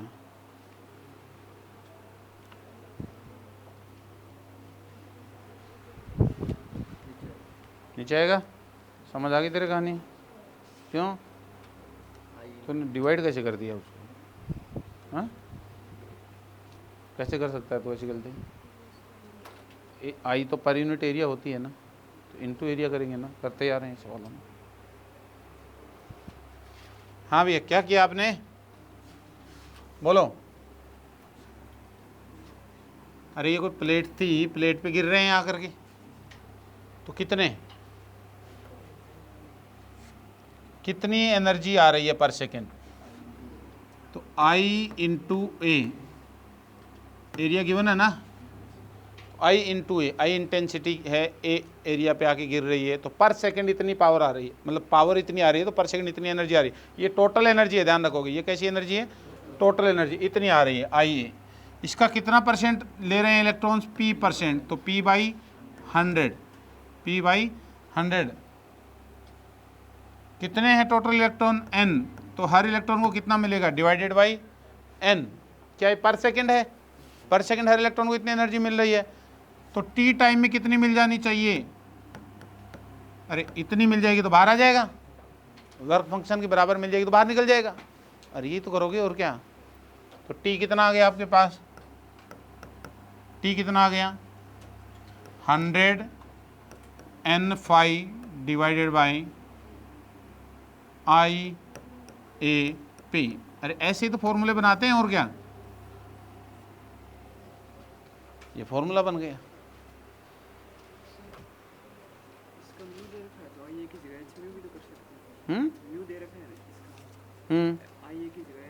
आई ए की जगह एच न्यू नहीं कर सकते, एन एच न्यू करेंगे। एन की है वो, एच न्यू तो एक ही फोटोन की होती है ना। ये टोटल है आई, जितने भी फोटोन गिर रहे हैं उनकी सबकी है। अरे आई तो टोटल एनर्जी होती है सब फोटोनों की, ठीक है। ये है आई की वैल्यू, वैसे लिखोगे तो होगी N H nu upon area upon time, समझ गए? Upon area into time. एक फोटोन की एनर्जी एच न्यू है, तो एन की N H nu, per unit area per unit time, वही बन। आराम से कर लिए, नोट लिखो। ऐसा होते हुए नहीं देखा गया है, नोट लिखो। ऐसा होते हुए नहीं देखा गया है।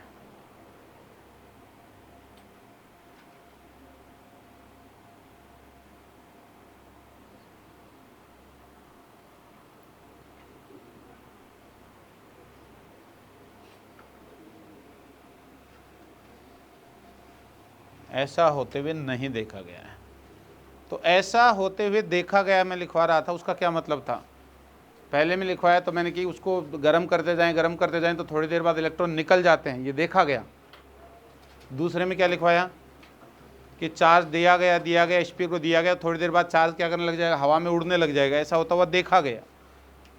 लेकिन ऐसा होता हुआ नहीं देखा गया कि आप क्या क्या देखा गया इसमें? क्या ये तो नहीं देखा गया ऐसा होता हुआ। तो देखा क्या गया? देखा ये गया कि यदि इंसिडेंट लाइट की फ्रिक्वेंसी जो है वो एक पर्टिकुलर वैल्यू से ज़्यादा है तो तुरंत चुटकी बजाने के समय से भी कम तुरंत निकल जाते हैं इलेक्ट्रॉन। 10⁻⁸ सेकेंड में निकल जाते हैं, इजेक्ट हो जाते हैं। कोई टाइम का वेट नहीं करना पड़ता। और यदि फ्रीक्वेंसी जो है वो उस पर्टिकुलर फ्रीक्वेंसी से कम है तो 200 साल में भी नहीं निकलता। डालते रहो, कितनी भी इंटेंसिटी की लाइट डाल दो, नहीं निकलता। लेकिन यहां इस फॉर्मूले में तो फ्रीक्वेंसी आई नहीं है। अरे टाइम निकाला हमने, कितने टाइम में निकल जाएगा, तो इसमें तो फ्रीक्वेंसी का कोई रोल ही नहीं दिख रहा हमें। और आप जितनी ज़्यादा इंटेंसिटी बढ़ाओगे उतना जल्दी निकल जाना चाहिए। लेकिन देखा गया कितनी भी इंटेंसिटी बढ़ा दो आप, अरे इंटेंसिटी का मतलब क्या है? Number of photons per second पर यूनिट एरिया। कितने भी डाल दो आप, नहीं निकलेगा, नहीं निकलेगा। तो ये होता हुआ नहीं देखा गया। ये जो दिखा रहा है, ये सवाल का जो उत्तर आ रहा है, ये नहीं देखा गया ऐसा होता हुआ। देखा क्या गया कि पर्टिकुलर फ्रीक्वेंसी के तो उससे ऊपर के तो निकल जाएंगे, उससे कम बिल्कुल नहीं निकलते। निकलेंगे तब 10⁻⁸ सेकेंड में तुरंत निकलते हैं, और नहीं निकलेंगे तो 1000 साल में भी नहीं निकलेंगे। फ्रीक्वेंसी का मतलब क्या है कि एक पर्टिकुलर फ्रीक्वेंसी से हायर का निकल जाएगा। जैसे कलर्स में बात करूं विबज्योर में, तो सबसे हाई फ्रीक्वेंसी का कलर कौन सा है? हाई फ्रीक्वेंसी का वॉयलेट कलर है, और सबसे लो फ्रीक्वेंसी का हाईएस्ट वेवलेंथ का रेड कलर है। रेड कलर, तो रेड कलर का बल्ब जलाया और उसको प्लेट पे गिराया तो 2000 साल तक बैठा रहा मैं, तो कोई इलेक्ट्रॉन उससे नहीं निकला। फिर मार्केट गया, एक बड़ा सा बल्ब लेकर के आया, हेलोजन लाइट लेकर के आया लाल कलर की, उसकी लाइट डाली तो भी नहीं निकला, तो भी नहीं निकला। सन को ले आए पकड़ करके, सन को मेटल प्लेट के पास में, लाल सन को, तो भी उससे, तो भाई सन के पास बहुत बड़ी बहुत ज़्यादा एनर्जी, तो भी मेटल प्लेट से इलेक्ट्रॉन नहीं निकलेगा, तो भी मेटल प्लेट से इलेक्ट्रॉन नहीं निकलेगा। लेकिन मैं एक ब्लू कलर का 0 वाट का बल्ब लेकर के आया मेटल प्लेट के पास में, ब्लू कलर का 0 वाट का बल्ब लेकर के आया मेटल प्लेट के पास में, तो इलेक्ट्रॉन तुरंत निकल गया। एक पिद्दी सा बल्ब लेके आया, तुरंत इलेक्ट्रॉन निकल गया। तो ये तो अलग ही फेनोमेना थी, ये तो क्या थी? अलग ही फेनोमेना थी। इसका एक्सप्लेनेशन जो है वो इस वेव थ्योरी से नहीं किया जा सकता, क्योंकि वेव थ्योरी से जो हमने निकाला है, वेव मानते हुए, इंटेंसिटी मानते हुए, उससे तो आंसर जो आ रहा है वो फ्रीक्वेंसी पे डिपेंड ही नहीं है टाइम का। वो तो कह रहा है निकल जाएगा, और हमने देखा क्या कि नहीं निकलता, वो पर्टिकुलर फ्रीक्वेंसी से कम है, नहीं निकलता। तो वेव थ्योरी से इसका आंसर नहीं दिया जा सकता। तो लिखो what we really observe, what we really observe, वास्तव में क्या ऑब्जर्व किया? व्हाट वी रियली ऑब्जर्व,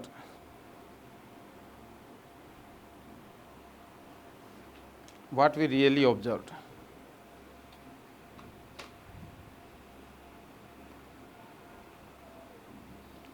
लिखिए less frequency with whatever intensity, less frequency with whatever intensity, intensity कितनी भी कर दो, फ्रीक्वेंसी लेस है तो no photo emission, no photo emission in any time,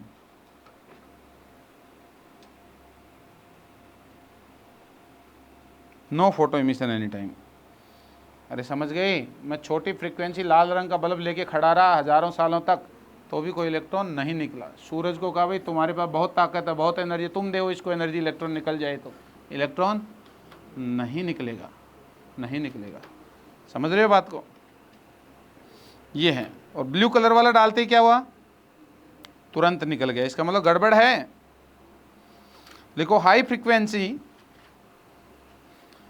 high frequency immediate emission,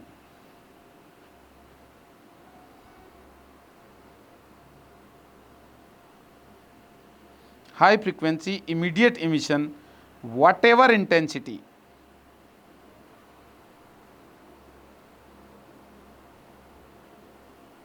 high frequency immediate emission whatever intensity,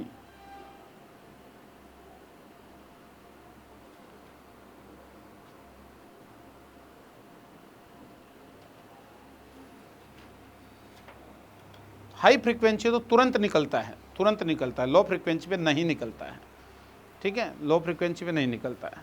तो ऐसा क्या हो रहा है, अरे चूजी है, इसका मतलब क्या सोचा आपने कि इलेक्ट्रॉन जो है वो क्या है, चूजी है, एनर्जी कितनी भी डाल दो। अरे हाई इंटेंसिटी मतलब टोटल एनर्जी तो डाल रहे थे आप, और इंटेंसिटी मतलब अभी तो बता ही रहा था टोटल एनर्जी, तो कितनी भी एनर्जी डाल दो इलेक्ट्रॉन नहीं निकलने वाला। वो कह रहा है मेरे को मेरी चॉइस वाली एनर्जी आएगी तब मैं निकलूँगा, मेरी फ्रीक्वेंसी वाली आएगी या उससे ज़्यादा वाली आएगी तो मैं निकलूँगा। चूजी है। अमिताभ बच्चन है, आज भी मैं फेंके हुए पैसे नहीं उठाता, एक नोट लेता हूँ सिर्फ। एक मुँह में एक ये भी डायलॉग है, मैं एक नोट लेता हूँ। तो वो एक पर्टिकुलर फ्रीक्वेंसी को चूज करता है, उससे ऊपर का होगा तो निकलेगा, नहीं तो नहीं निकलेगा। ऐसे ही तो साइंटिस्टों ने सोचा, ऐसे आइंस्टीन ने सोचा। वो कोई तीसरे ग्रह से थोड़ी आए हैं, वो भी इंसान ही हैं, बस उन्होंने अपनी सोचने की एनर्जी को कहाँ लगाया, इन चीज़ों में लगाया। हम अपने सोचने की एनर्जी को यारी दोस्ती प्यार मोहब्बत में लगाते हैं, उन्होंने किस में लगाया इस एनर्जी को, सोचने में लगाया, तो उन्होंने सोच लिया। ऐसे ही सोचा था साइंटिस्टों ने ऐसे ही सोचा था। उनके पास कोई अलग थोड़े तीसरे ग्रह के आदमी थोड़ी थे, वो इसी ग्रह के आदमी थे, ऐसे ही पैदा हुए थे। तुम्हारी तरह आइंस्टीन तो कहते हैं ना मंदबुद्धि था किसी टाइम में, हाँ। एडिसन के बारे में कहते हैं मंदबुद्धि, कह के स्कूल से भगा दिया था 3 दिन में ही, हैं। तो ये सब बातें नहीं, उन्होंने अपनी डायरेक्शन पकड़ी, फिर उस डायरेक्शन में दिमाग लगाया। तो डायरेक्शन में लगाओगे तो यू कैन अचीव एनीथिंग, है ना। वो स्वामी विवेकानंद कहते हैं ना, with purity of mind and concentration you can achieve anything in this universe. Purity of mind and concentration you can achieve anything, Swami Vivekananda कहते हैं। तो वही बात थी। तो बोला ये इसको इस थ्योरी से तो एक्सप्लेन नहीं किया जा सकता, ये मामला कुछ अलग है, मामला कुछ अलग है। कुछ ऐसा मामला है, मान लो कि ये रूम है, इस रूम में तुम सब लोग बैठे हो और बाहर चौकीदार बैठा है, और चौकीदार को 500 रुपये दे करके तुम बाहर जा सकते हो कमरे से, मतलब बिल्डिंग से बाहर जा सकते हो, कोचिंग की बिल्डिंग से। ये आपके पास विकल्प है, 500 रुपये दे करके जा सकते हो। इधर से खिड़की में से पैसे फेंके जा रहे हैं, पैसे फेंके जा रहे हैं, 100 के नोट फेंके जा रहे हैं, 500 के नोट फेंके जा रहे हैं, 2000 के नोट फेंके जा रहे हैं, बोरे भर भर के फेंके जा रहे हैं। तो आपके पास 100 के नोट फेंके जा रहे हैं, बोरे भर के फेंक दो, आप नहीं उठने वाले हो, आप चूजी आदमी हो, आप नहीं कि 500 का नोट आएगा तो मैं जाऊंगा, नहीं तो नहीं जाऊंगा। ऐसा ही तो है कुछ। अरे थ्योरी अपने दिमाग में बनाए तो कुछ ऐसी तो हो रही है। तुम तो कमीने हो, 100 के चुक्के भी ले जाओगे, भाग जाओगे 500, है ना एकदम से। तो बोला कि इतने भी डाल दो, बोरे भर भर के फेंक दो 100 के नोट, मैं नहीं जाऊंगा। नहीं ले रहे हैं, कोई नहीं ले रहा है। लेकिन 500 के नोट फेंके तो मान लो कि 500 के 10 नोट फेंके, उसमें 2-3 नोट हाथ में आ गए किसी के, बाकी फट गए खींचातानी में, तो 3 जने निकल गए बाहर दे करके गार्ड को 500 के नोट दे करके, 3 नोट दे करके 3 जने बाहर निकल गए। तुरंत निकलते हैं, तुरंत निकल गए। 100 के कितने भी फेंको नहीं निकलेंगे। अरे कुछ ऐसी तो थ्योरी है एक पर्टिकुलर, मतलब 100 के नोट क्या हो गए, 100 के नोट क्या हो गए, 100 का नोट, 100 का नोट क्या हो गया, 1 फोटोन की एनर्जी हो गया, 1 फोटोन की एनर्जी हो गया, वो 100 है। अब 100 के नोट मिलियन ट्रिलियन डॉलर डाल दो आप, तो एनर्जी तो बहुत आ गई, लेकिन नहीं निकलेगा। लेकिन 500 का एक डालो निकल जाएगा, 2000 का एक नोट डालो निकल जाएगा लेकर के एक जना। अरे समझ गए। लेकिन 100 वाले में नहीं निकलेगा, आप कितनी भी एनर्जी डाल दो, बिलियन ट्रिलियन डॉलर डाल दो चाहे यहाँ पे, 100 के नोट लेकर के नहीं निकलेगा। कुछ ऐसी थ्योरी वहाँ थी, कुछ ऐसी तो थ्योरी हो रही है। और वो 500 वाला क्या है, 500 वाला नोट क्या है, वो मिनिमम एनर्जी, वो फ्रीक्वेंसी है, minimum frequency h new, minimum energy 1 photon की उतनी चाहिए। उससे ज़्यादा वाला होगा तो निकल जाएगा, उससे कम वाला होगा तो नहीं निकलेगा। अरे समझ गए बात को, ये है। तो लिखो, so this can be explained bye a new theory, so this can be explained bye a new theory called photon theory.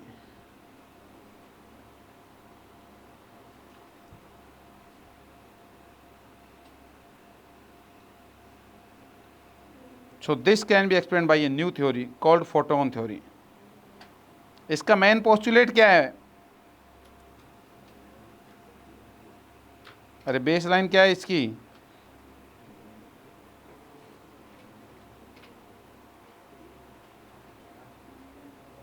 कि एक इलेक्ट्रॉन कुछ भी हो जाए या तो इमिट नहीं होगा,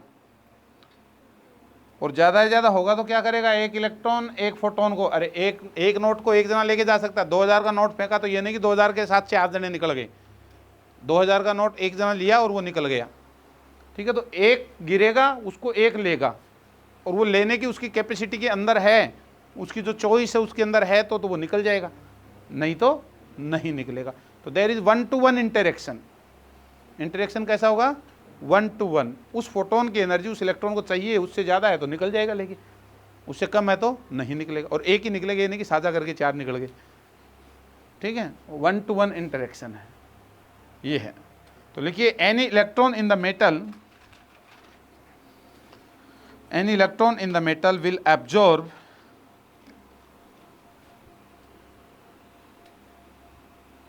either one or none photon, either one, या तो एक लेगा या लेगा ही नहीं, either one or none photon, ठीक है। ब्रैकेट में लिख सकते हो, there is 1-to-1 interaction, 1-to-1 interaction. Bracket में लिख दो, देयर इज 1-to-1 इंटरेक्शन। या तो एक लेगा, नहीं तो लेगा ही नहीं। And if energy of that photon is,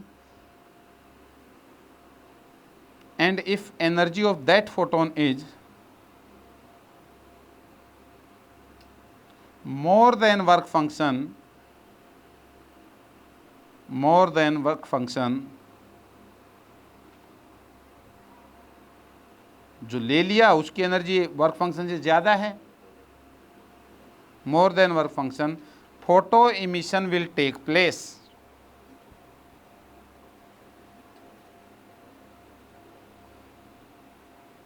photo emission will take place.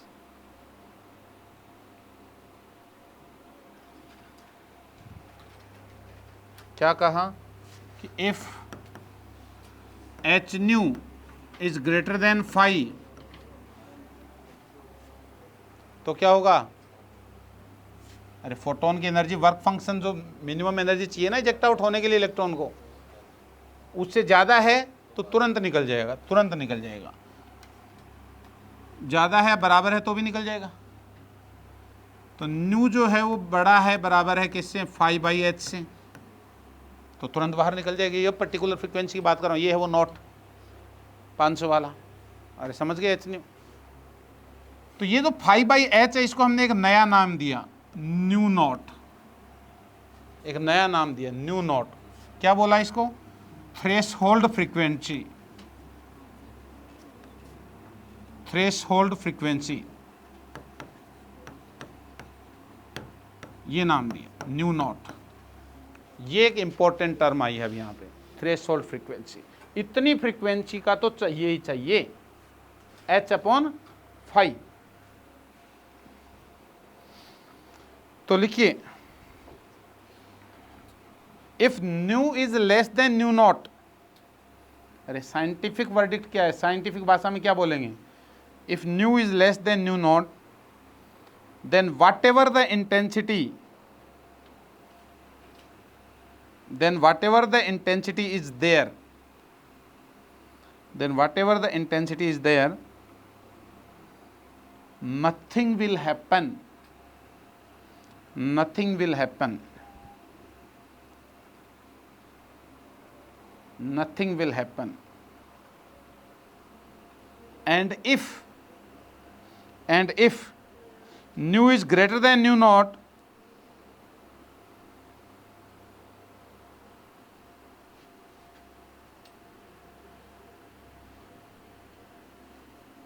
and if nu is greater than nu naught, whatever the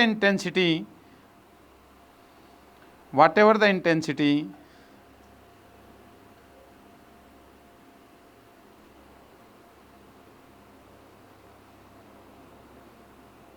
photo emission will take place.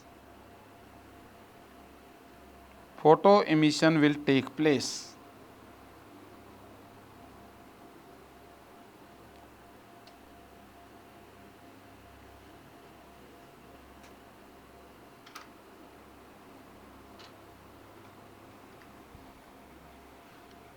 अरे समझे?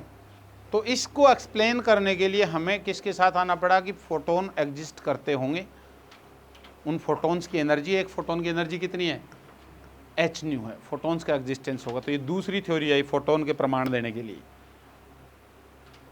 क्या फोटोन एग्जिस्ट करते हैं? नहीं करते।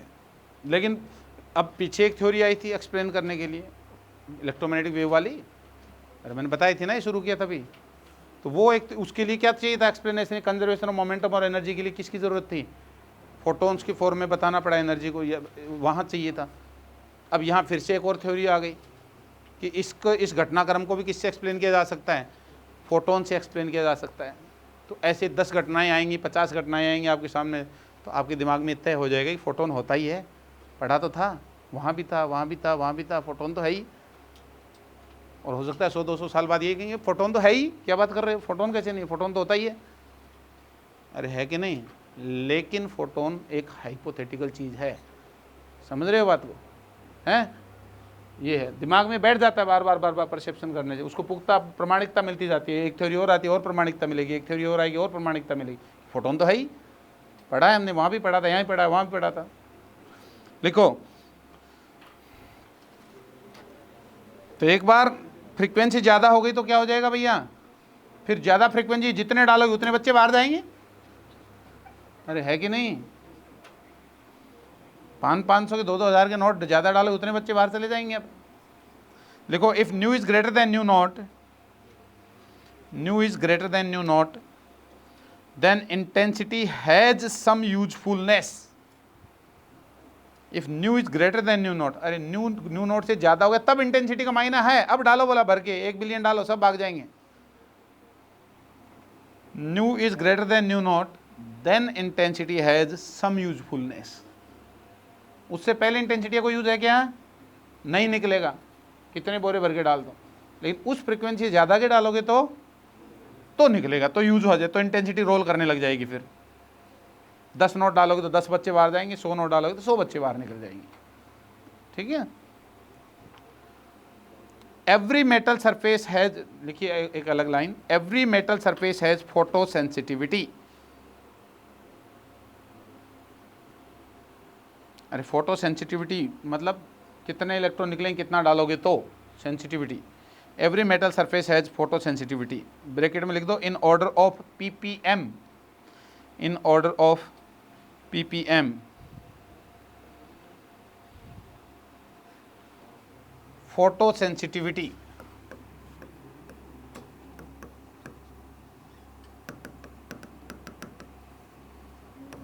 P या S लिख देता हूं, 1 ppm दे रखिए। इसका मतलब क्या है? 1 ppm का मतलब क्या है? हैं? 10 की पावर 6 इलेक्ट्रॉन फोटोन डालोगे तो कितने इलेक्ट्रॉन निकलेंगे? 1 निकलेगा, लिख दीजिए। 10 पावर 6 फोटॉन्स, और वो भी किसके? थ्रेशोल्ड फ्रीक्वेंसी के, उससे कम पे तो नहीं निकलेगा। 10 पावर 6 फोटॉन्स, ब्रैकेट में लिख दो, थ्रेशोल्ड फ्रीक्वेंसी ग्रेटर देन और इक्वल टू थ्रेशोल्ड फ्रीक्वेंसी। फेंकोगे तो कितना निकलेगा? 1 इलेक्ट्रॉन निकलेगा। ये सेंसिटिविटी है फोटो उसकी, प्लेट्स की होती है, मेटल प्लेट की।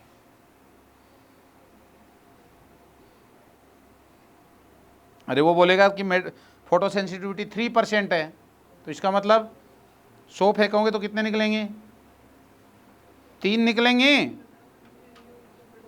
अरे 100 फेंकोगे, 500 के 100 नोट फेंकोगे तो कितने निकलेंगे? 3 निकले, बाकी फाड़ देंगे सब लड़ा के, मतलब अंदर रह गई। वो 3% है फोटो सेंसिटिविटी, ठीक है। और कितने फोटोन्स आ रहे हैं ये कहाँ से निकालोगे? अरे कितने फोटोन्स आ रहे हैं ये कहाँ से निकालोगे? अरे ये निकाल ही तो रहे थे, यही तो निकाल रहे थे पहले हम, कितने फोटोन्स आ रहे हैं, कैसे निकालोगे?